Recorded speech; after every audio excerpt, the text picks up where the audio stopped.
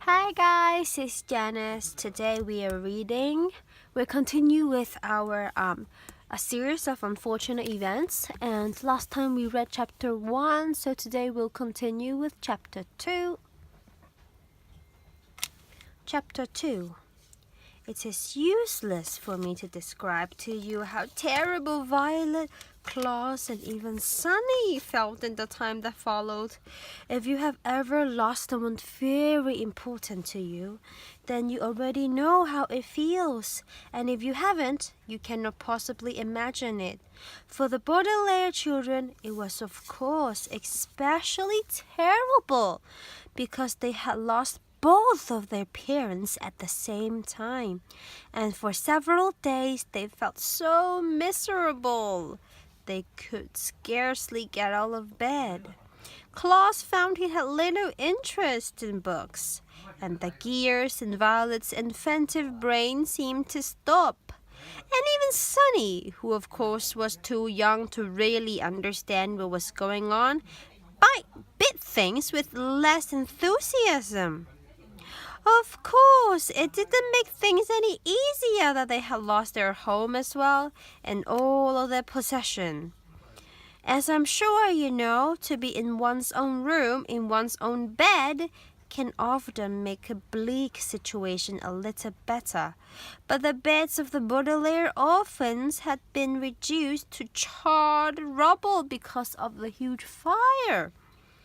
Mr. Pol had taken them to the remains of the Baudelaire mansion to see if anything had been unharmed, and it was terrible. Violet's microscope had fused together in the heat of the fire. Claus' favorite pen had turned to ash, and all of Sunny's teething rings had melted. Here and there, the children could see traces of the enormous home they had loved. Fragments of the grand piano, an elegant bottle in which Mr. Baudelaire kept brandy, the scorched cushion of the window seat where their mother liked to sit and read.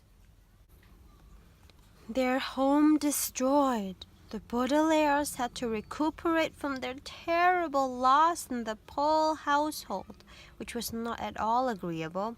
Mr. Pol was scarcely at home because he was very busy attending to the Baudelaires' affairs. And when he was home, he was often coughing so much he could barely have a conversation. Mrs. Pol purchased clothing for the orphans that was grotesque colors and itched. And the two Pol children, Edgar and Albert, were loud and obnoxious boys, with whom the Baudelaires had to share a tiny room that smelled of some sort of ghastly flower. But even given the surroundings, the children had mixed feelings when, over a dull dinner of boiled chicken, boiled potatoes, and the word blanched here means boiled string beans, Mr. Pol announced that they were to leave his household the next morning. Good, said Albert, who had a piece of potato stuck between his teeth. Now we can get our room back. I'm tired of sharing it.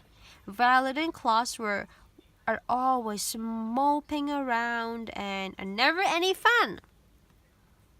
And the baby bites, Edgar said, tossing a chicken bone to the floor as if he were an animal in a zoo and not the son of a well-respected member of the banking community. Well, where will we go? Violet asked nervously. Mr. Pol opened his mouth to say something, but erupted into a brief fit of coughing. I have made arrangements, he said finally, for you to be raised by a distant relative of yours who lives on the other side of town. His name is Count Olaf. Claus, Violet, and Sunny looked at one another, unsure of what to think. Well, on one hand, they didn't want to live with the Poles any longer. On the other hand, they had never heard of Count Olaf and know what he would be like. Your parents will Mr. Pol said, instructs that you be raised in the most convenient way possible. Here in the city you'll be used to your surroundings, and this Count Olaf is the only relative who lives within the urban limits. Klaus thought this over for a minute as he swallowed a chewy bit of bean. But our parents never mentioned Count Olaf to us. Just how is he related to us exactly? Mr. Pol sighed and looked down at Sunny, who was biting a fork and listening closely. He is either a third cousin 4 times removed or a fourth cousin 3 times removed. He's not your closest relative on the family tree, but he's the closest geographically in terms of location. That's why, if he lives in the city, Violet said, why didn't our parents ever invite him over? Possibly because he was very busy, Mr. Pol said. He's an actor by trade and often travels around the world with various theater companies. I thought he was a count, Klaus said. He's both a count and an actor. Mr. Pol said, now, I don't mean to cut short our dinner, but you children have to pack up your things, and I have to return to the bank to do some more work. Like your new legal guardian, I'm very busy myself. The 3 Baudelaires children had many more questions for Mr. Pol, but he had already stood up from the table, and with a slight wave of his hand departed from the room. They heard him coughing into his handkerchief, and then the front door creaked shut as he left the house. Well, Mrs. Pol said, you 3 had better start packing. Edgar, Albert, please help me clear the table. The Baudelaire orphans went to the bedroom and gloomily packed their few belongings.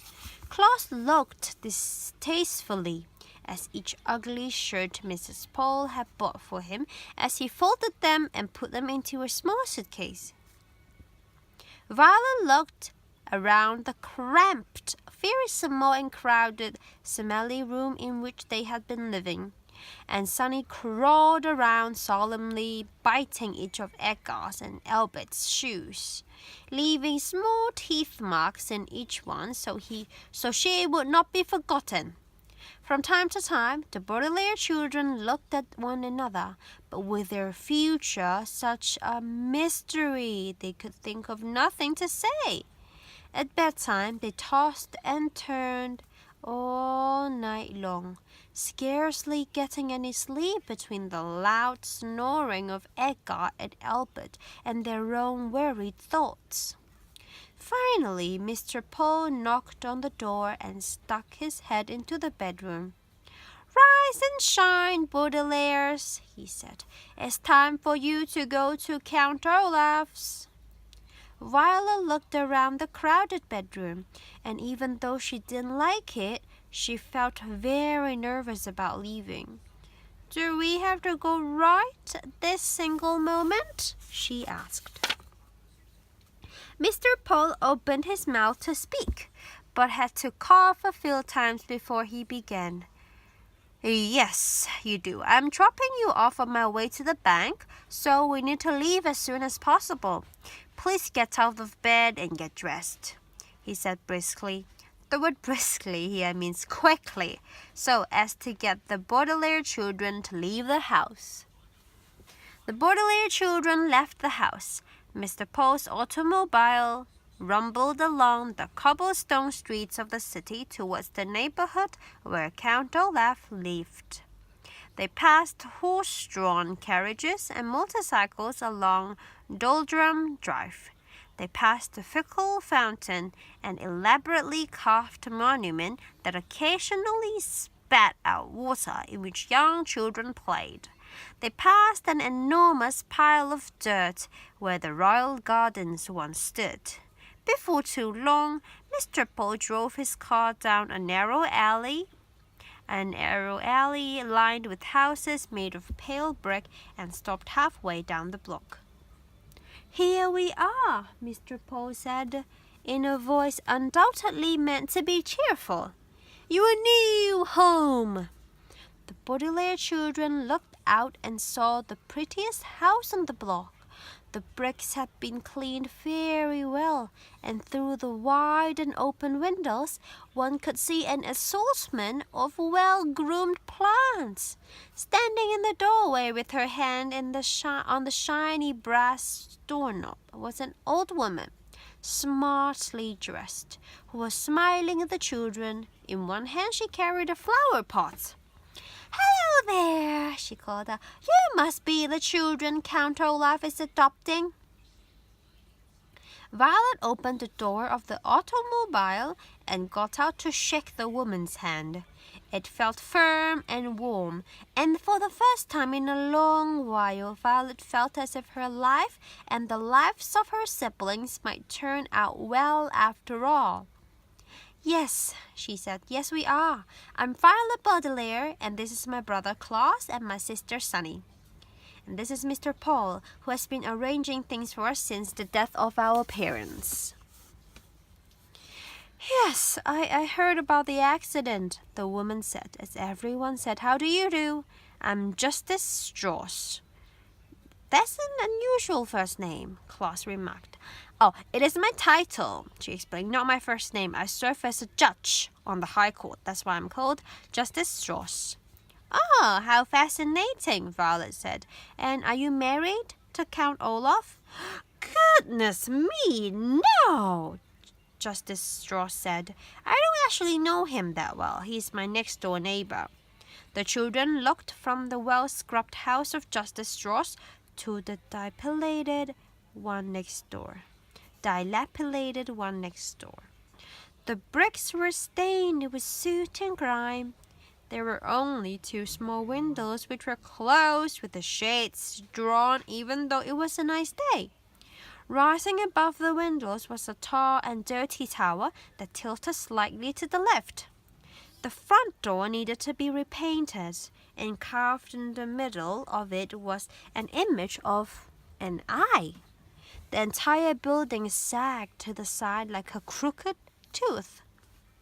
"Oh," said Sunny, and everyone knew what she meant. She meant, "What a terrible place! I don't want to live there at all." "Well, it was nice to meet you," Violet said to Justice Strauss. "Yes," replied Justice Strauss, gesturing to her flower pot. "Perhaps one day you could come over and help me with my gardening." "That would be very pleasant," Violet said. Very sadly, it would, of course, be very pleasant to help Justice Strauss with her gardening, but Violet could not help thinking that it would be far more pleasant to live in Justice Strauss's house instead of Count Olaf's.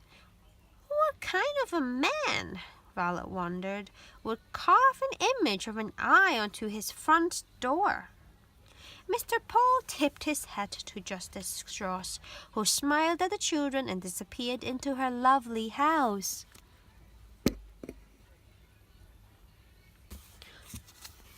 Strauss stepped forward and knocked on Count Olaf's door, his knuckles rapping right in the middle of the carved eye. There was a pause, and then the door creaked open, and the children saw Count Olaf for the first time. "Hello, hello, hello," Count Olaf said in a wheezy whisper. He was very tall and very thin, dressed in a grey suit that had many dark stains on it. His face was unshaven, and rather than 2 eyebrows, like most human beings have, he had just 1 long eyebrow. His eyes were very, very shiny, which made him look both hungry and angry. "Hello, my children. Please step into your new home and wipe your feet outside so no mud gets indoors." As they stepped into the house, Mr. Pol behind them, the Baudelaires orphans realized what a ridiculous thing Count Olaf had just said. The room in which they found themselves was the dirtiest place they have ever seen, and a little bit of mud from outdoors wouldn't have made a little bit of a difference.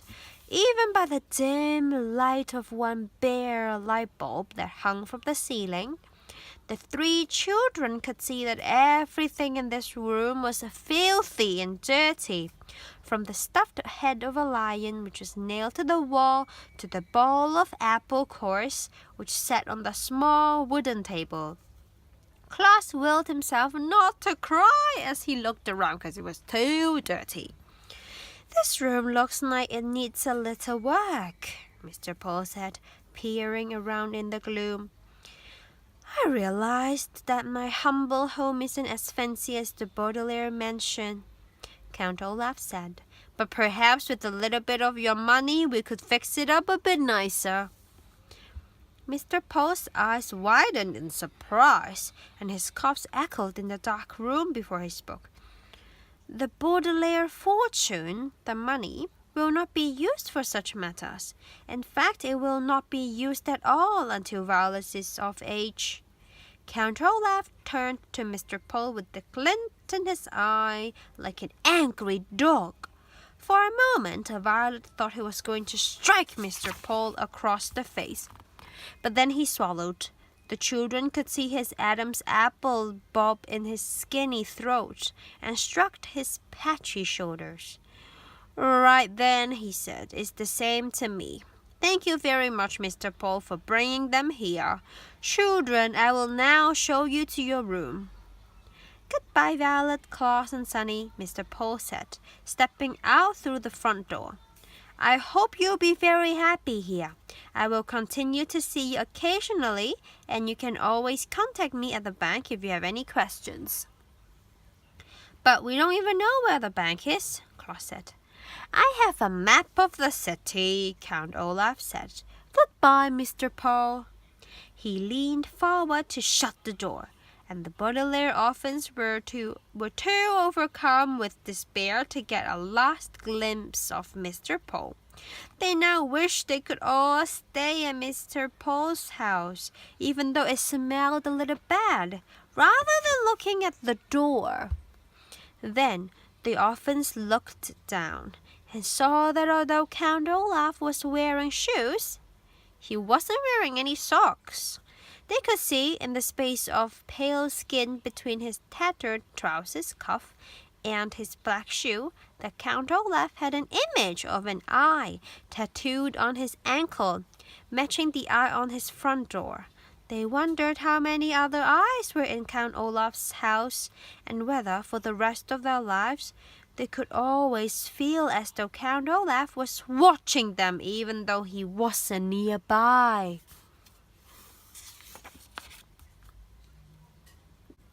Okay, so now that we have finished reading chapter 2, I'd like to go through some of the words that appeared in the book. The first one is miserable. It's right here. And for several days, they felt so miserable they could scarcely get out of bed. Miserable here means very sad and poor. Okay? Now, the second word is enthusiasm. Enthusiasm right here. And even Sunny, who of course was too young to really understand what was going on, bit things with less enthusiasm. Enthusiasm means passion, how much you love and enjoy that thing. And if you enjoy it more, if you like it more, you are more enthusiastic. And then the third word is possession. Possession here means belongings. Belongings. Okay, right here.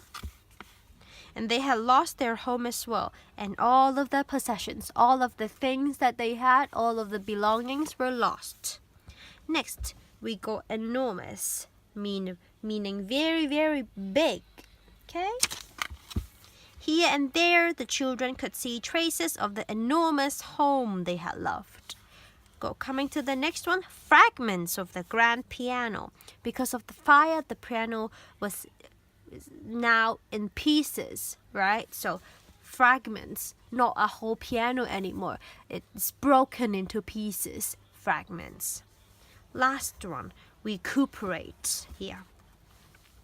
Their home destroyed, the Baudelaires had to recuperate from the terrible loss in the Pol household. Recuperate here means to recover, to get better. Okay? So that's the end of chapter 2. I hope you have enjoyed it. We'll come back again really soon with chapter 3. Until next time, bye.